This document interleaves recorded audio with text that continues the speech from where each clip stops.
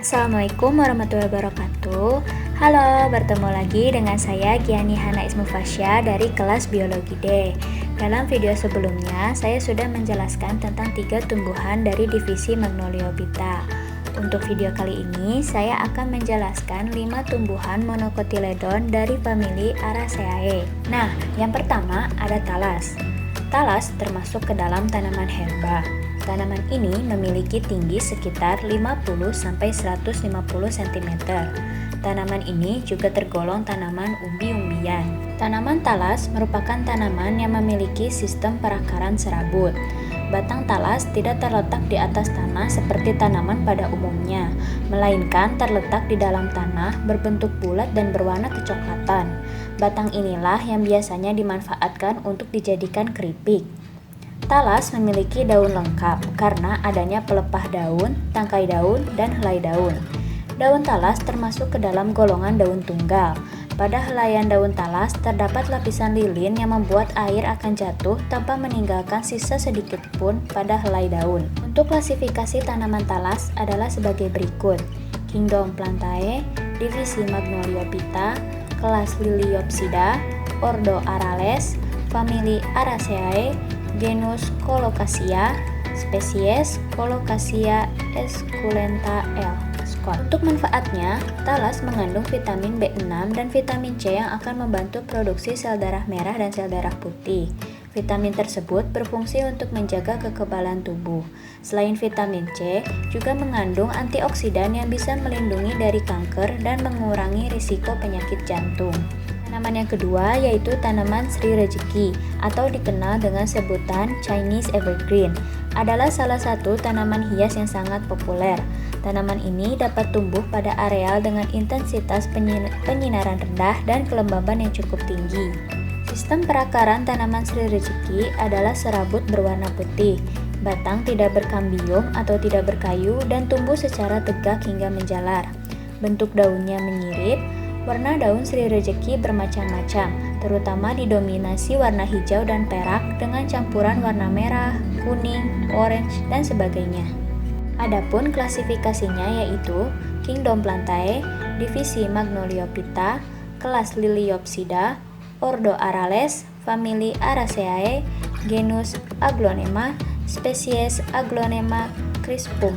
Terdapat penelitian yang mengatakan jika tanaman aglonema dikombinasikan dengan tanaman lidah mertua dapat menyerap polutan di udara seperti asap rokok dan menetralisirnya. Selain itu, tanaman Sri Rejeki juga mempunyai khasiat sebagai antibakteri yang menekan jumlah populasi spora jamur hingga 50%. Tanaman yang ketiga yaitu Anthurium. Anthurium adalah tanaman hias tropis, memiliki daya tarik sebagai penghias ruangan karena bentuk daun dan bunganya yang indah.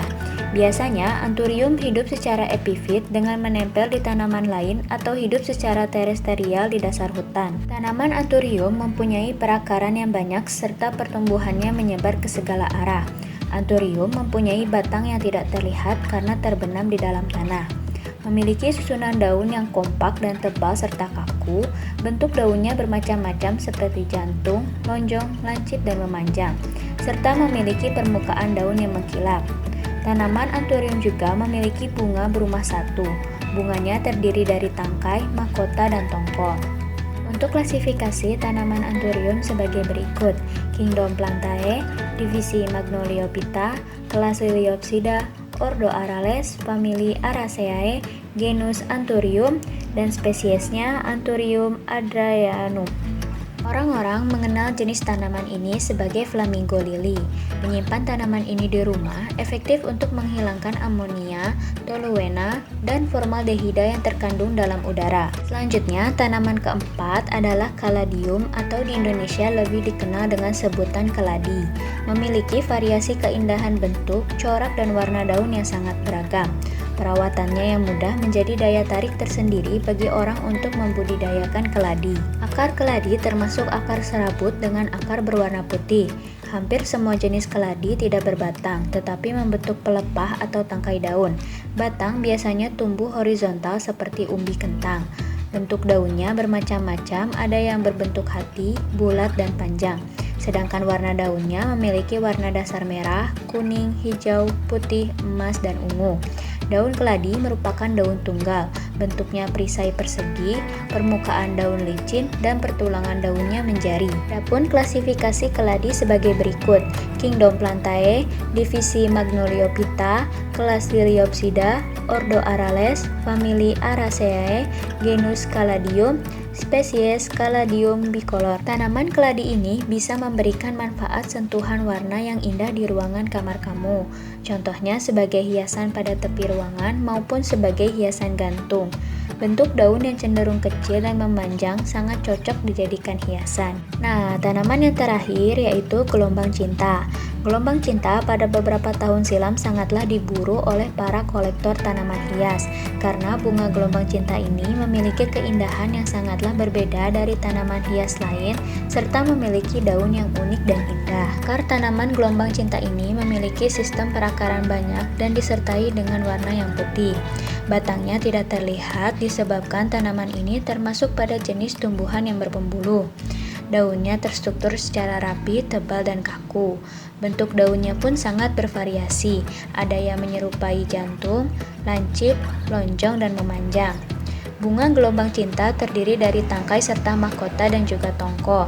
Jenis bunganya berumah satu. Untuk klasifikasinya yaitu Kingdom Plantae, divisi Magnoliophyta, kelas Liliopsida, ordo Arales, famili Araceae, genus Anthurium, spesies Anthurium ploumani.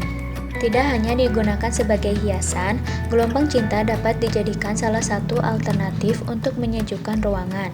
Proses fotosintesis yang dihasilkan oleh tanaman ini menghasilkan udara yang sejuk dan dapat digunakan sebagai pendingin ruangan alami. Sekian video dari saya, mohon maaf bila terdapat banyak kesalahan. Jangan lupa untuk like dan subscribe video ini. Terima kasih. Wassalamualaikum warahmatullahi wabarakatuh.